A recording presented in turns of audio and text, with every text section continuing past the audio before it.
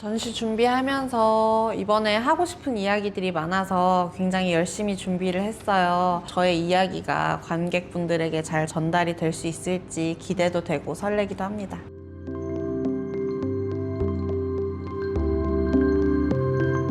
처음에 사실 민화에 빠진 건 그 명료한 상징성이 주는 모라는 부귀 영화, 물고기는 자식, 뭐 이런 식으로 정확하게 바라는 바가 있잖아요. 어떤 시대가 변해도 인간이 바라는 거는 결국 똑같구나, 행복이구나 라는 점에서 민화가 굉장히 매력적으로 다가왔던 것 같아요. 민화의 분체의 색감 자체가 워낙 투명하고 좀 선명한 깨끗한 색감이다 보니까 이거 한 번에 칠하지 않았을까라고 생각하시는 경우가 많은 것 같아요. 초를 만드는 일부터 시작이 되거든요. 한지 위에 초를 뜨고 한지를 다시 악교 물을 입혀서 반수를 하고 말리고, 칠도 한 번에 칠해지는 게 아니라 한 번, 두 번, 세 번 계속해서 발림하고 칠하고 하는 과정을 거치고 나서 또다시 풀을 칠해서 배접을 하고 그 그림을 다시 마무리를 한 번 더 색을 올리고 선을 올리고, 이런 과정들까지 포함하면 한 작품에 걸리는 시간이 굉장히 길어요. 색칠하는 건 하루 이틀만 해도 끝낼 수 있는데 배접하고 표구하는 과정까지 직접 해야 하다 보니까 기본적으로 일주일 이상 걸리지 않나. 한번 배워보시러 오세요. 그게 사실 제일 크다고 생각을 해요. 제 작품들은 저의 생각을 하나의 화폭에 고정시켜주는 틀인 것 같아요. 네, 제 모든 생각들이 여기 들어가 있고 내가 말하고 싶었던 감정을 화폭 위에 쏟아내는 것 같아요. 청년에게 요구하기만 하는 현실이 싫어서 공작의 의미를 바꿔서 부활 작품을 그린다거나 하는 것들. 정리되지 않은 문장들이 계속 머리를 떠돌거든요, 그리는 동안. 근데 그리다 보면 어느 딱 하나의 문장으로 정리될 때가 있어요. 그럼 그게 이제 작품의 제목이 되는 경우가 많거든요.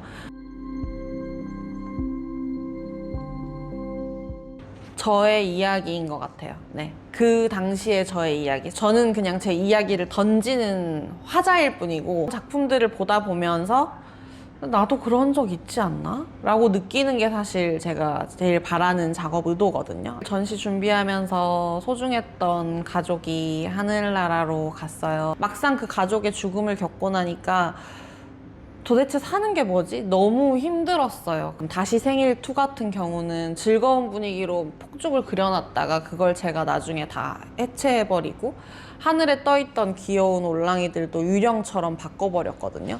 그러니까 산다는 게 뭔가에 대해서 많이 생각을 하게 되면서 작품 방향이 많이 바뀌었던 것 같아요. 올랑이는 사실 처음에 저희 아이들이 너무 귀여워서 아이들을 지켜주고 싶은 마음으로 만들어낸 아기 호랑이들인데요. 아이들을 보면서 그렸던 것들이 오히려 저한테 또 새로운 성찰이 되고, 그런 작업들을 계속 하다 보면서 지금은 이제 올랑이가 아이들에게서 벗어나서 나 자신이 되기도 하고, 그래서 모든 것을 초월한 존재로 그려지기도 하고 하면서 저의 감정을 담아내는 가장 큰 매개체 역할을 하고 있지 않나 생각합니다.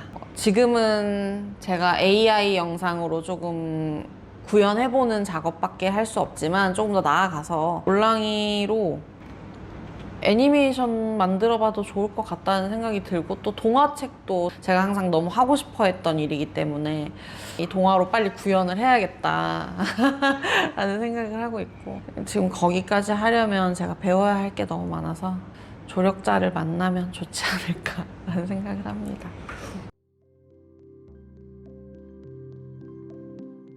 이번 전시를 하면서 가장 공들였던 작품은 해양아리 작품인데요. 해칠 해자를 은유해서 의미를 담아서 작업을 하기 시작했어요. 전통적인 상징에서 저의 새로운 이야기를 담아서 작업을 한 거죠. 붉은 항아리에서 올랑이가 녹아서 탈출하려는 그런 시도들을 담은 작품이에요.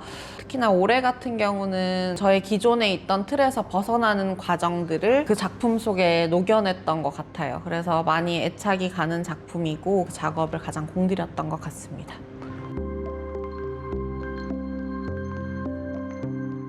작품이 딱 완성되고 걸리기 직전에 이제 포장을 하잖아요. 근데 그때 사실 기술적인 실력이 좀 향상되는데 오늘 선을 좀 잘 그었는데 이런 생각이 들면 또 만족스럽기도 하고 이건 뭘 그린 거예요? 작업 이야기를 들어주시고 공감해 주실 때 특히 지난 작품 파경 같은 작품도 그 이야기에 굉장히 공감해 주시는 우리 귀여운 여성분들이 많았습니다. 작품이 걸리고 나서 관객분들의 얘기를 들으면 사실 굉장히 희열을 느끼거든요.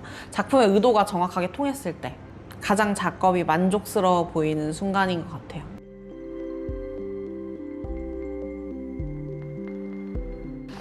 감정 텃밭이라는 작업은 기획자 학교에서 처음 구상을 하게 된 프로젝트였는데요. 주어진 역할과 책임들 그리고 의무들 그 속에서 내 마음조차 내가 마음대로 정할 수 없는 사회에 살고 있는 거예요, 사람들은. 그걸 눈앞에서 없애버리는 행동을 할 수 있다면 그럼 마음이 후련해지지 않을까? 라는 생각에서 이제 시작하게 된 작업이었어요. 감정 텃밭이라는 밭에 나의 부정적인 감정을 쓰고 파쇄하고 밭에 뿌려준 관객에게 감자를 실제로 증정하는 그런 프로젝트를 했었어요. 감정을 존중하자, 있는 그대로 보자 라는 말을 하게 된 것 같아요. 저는 게임을 좋아합니다. 오픈월드를 탐사하는 게임을 좋아합니다. 생각을 좀 차분히 정리할 때 게임 속 세상으로 들어가서 좀 여행을 하고 오는 것 같습니다. 김설아 작가님 시간과 시간 사이라는 작품을 봤을 때 그 구겨지고 흘러나오는 넘치는 그런 것들이 또 제가 이번에 작업한 해 항아리 작업과도 너무 비슷한 결이어서 상당히 매력 있게 다가왔던 것 같습니다. 작가님하고 전시를 준비하면서 서로의 작업 과정들에 대해서 좀 심도 있게 이야기를 나누게 됐는데 계속해서 쌓아간다는 점이 그 점이 크게 다르지 않구나 라고 느껴서 오히려 더 좋았던 것 같아요.